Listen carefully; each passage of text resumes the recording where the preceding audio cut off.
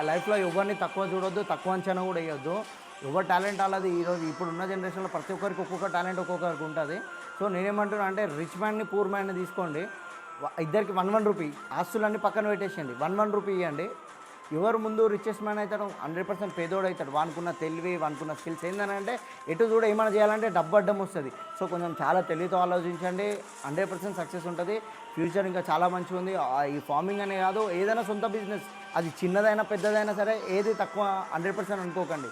So, నేను form start చేసినప్పుడు అరే! ఏం రా బయ్ బర్రెలు పెట్టుకుంటూ అది ఇది అని అన్నారు. ఈరోజు నేను సంపాదించేది మంచి సంపాదిస్తున్నా. ఈరోజైతే ఎవరు అనలేరు కదా!